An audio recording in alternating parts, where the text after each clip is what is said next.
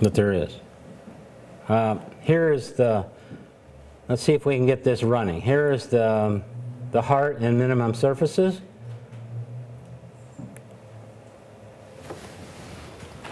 Yeah, all right, we got it. We're back online. Now, this is really cool. This is right out of the textbooks. I went to the University of California Medical Center for a year and studied the heart books in the medical library. And these are some of the things I found. Was that the heart twists, but the outside doesn't. The outside doesn't twist, but you can see the inside does. Just like I showed you here in this broken guy. And then after it twists, it fills 40%, it goes back. And this is done in less than 1 second. And right where it fills completely has 36 degrees. Look at 36 again. Right out of the books. So something's behind this, okay? And you saw the 36 as root 3. You saw 36 as the angle and the form. Okay. So this is exciting for me that these things are happening. And this is the form that broke.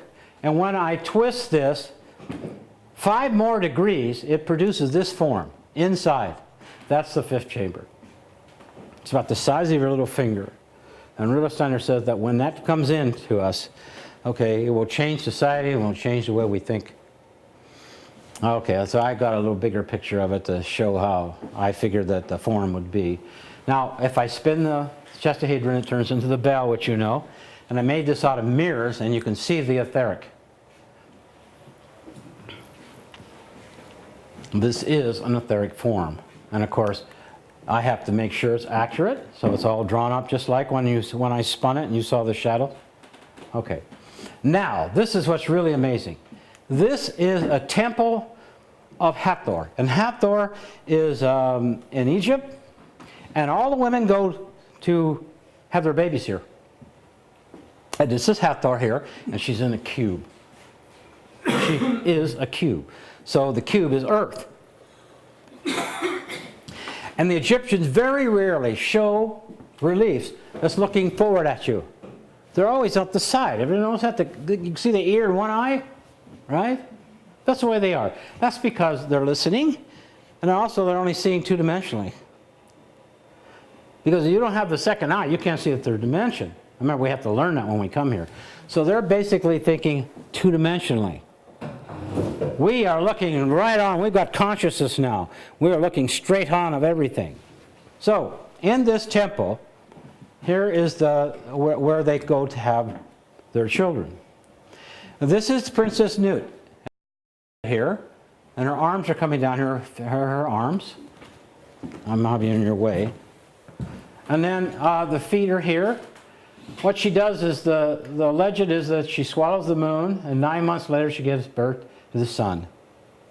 Okay, and then incarnating human beings come into Earth, which is Hathor looking straight at you. And these incarnating forms are bells. They're bells. And if I blow it up a little bit bigger, they are bells. And I put this form up to it, and it has the same proportions between the top and the bottom and the height. So this is what it's saying, is that are we incarnating in our ears or our toes? We incarnate in our heart. That's what the Egyptians are saying. Now, Rudolf Steiner says, this is really cool. He says, let's go back here to Freedom College's bell, which is going to be coming.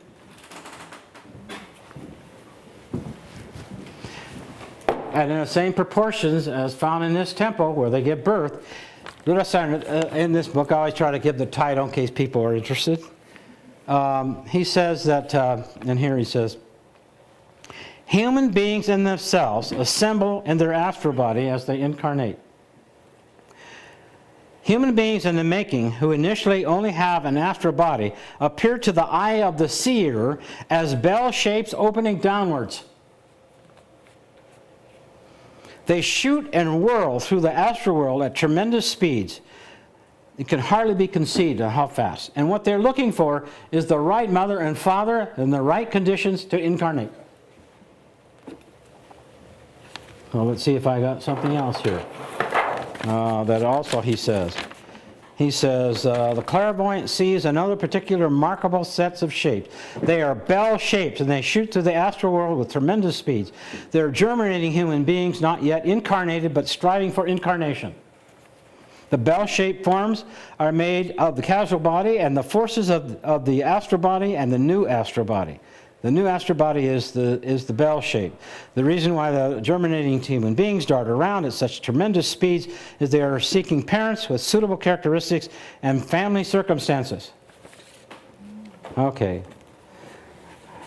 Now what's very, very interesting about this is that the blood, okay, I saw on the airlines when I came over here, it was advertised in one of those flight magazines that you can send away your DNA and go back 1,000 years in history and find out where you come from.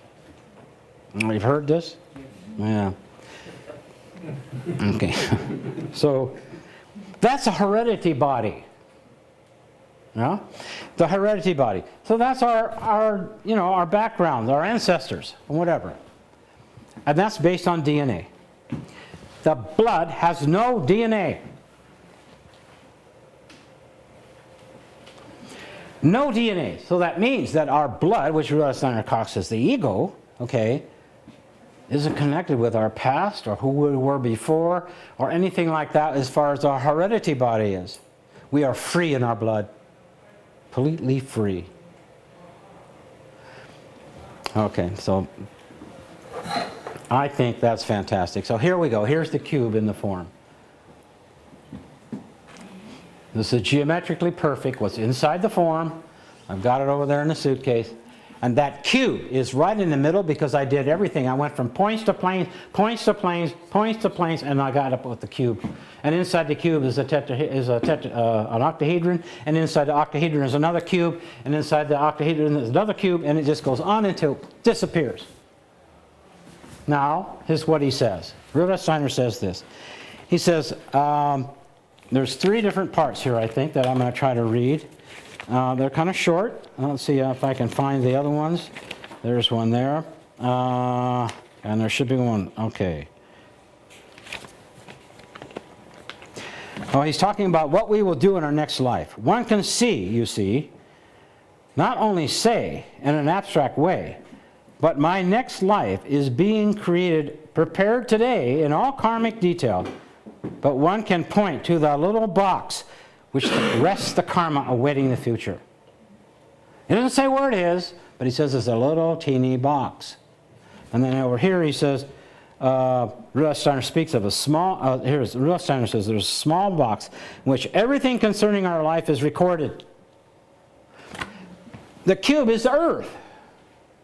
So we are incarnating with our karma from a past life on earth. And it's right in the middle of the heart. It's right in the middle of this bell. Right in the middle. And it's geometrically perfect.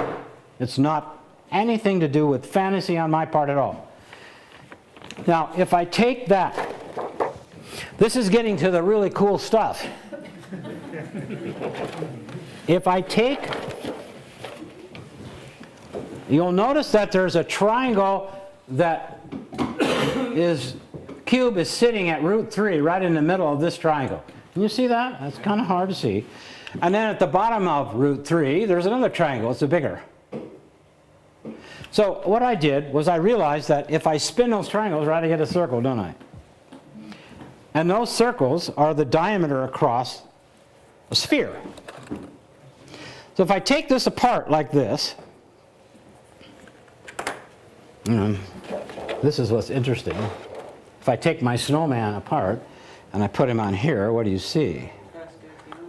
You see the very first picture I showed you. This is the first Girthianum. Now, this is what happens. If I take this guy out, this one is perfect for this size, this one's perfect for this size, but they overlap. Just like I first showed you here. Remember this?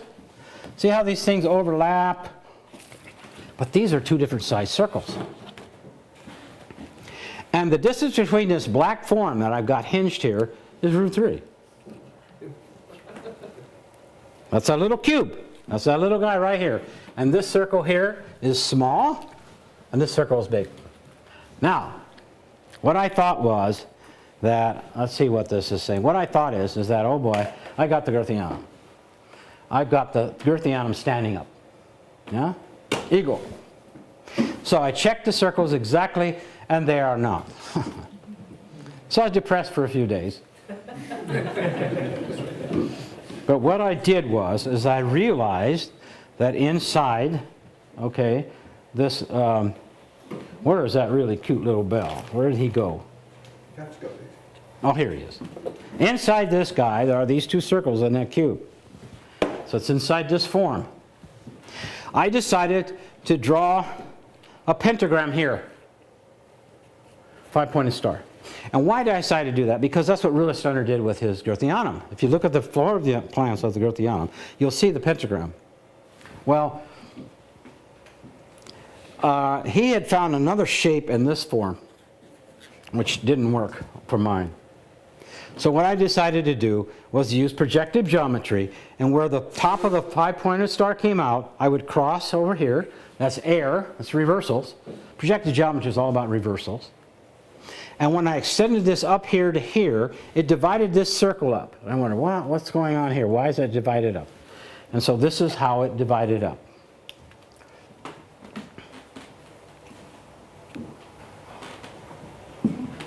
Here's the pentagram. Here's it. Projective geometry, reverses, left to right, right to left. Up here, I drew a circle. And this distance divides this bigger circle exactly into 7. Well, I have the 5 below, and I have the 7 above, and I didn't do anything but cross those corners. This is the original drawing.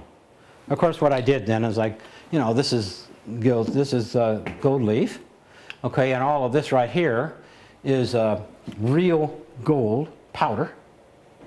I have to get it from Japan. It's very, very fine. It's like flour. And what I've done here is that this little star here is the combination of 5 and 7. Here's the 7. See how it goes up there? See how the 7 goes around? Okay, so here's the 7, and here's the 5. So I have a new 5-pointed star. It's not exactly even like the bottom one. Okay, so here's other varieties that I've done with this. Now all the stars are lit, so it shows you where they all are, and they're all moving around. And they're moving around in the bigger circle at 7 and the lower circle at 5, although you only have 11 stars.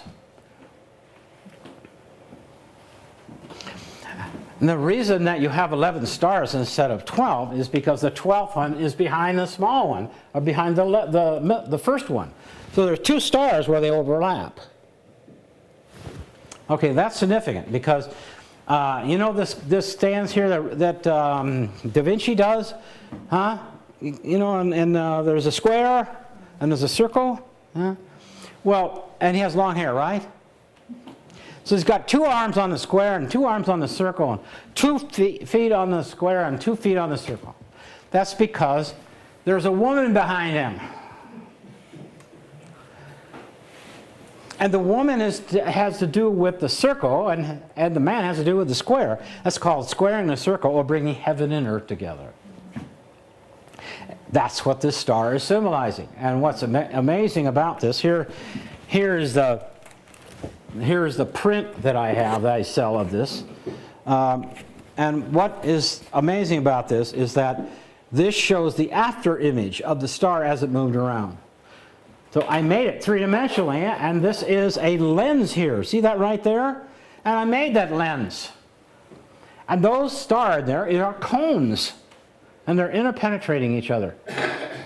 I made that to try to find out what this was. So I made the lens to see what I could see, and I found out this is the lens of the human eye.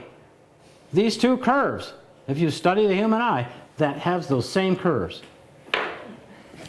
So let's show you a few more of these. I think I have more on here.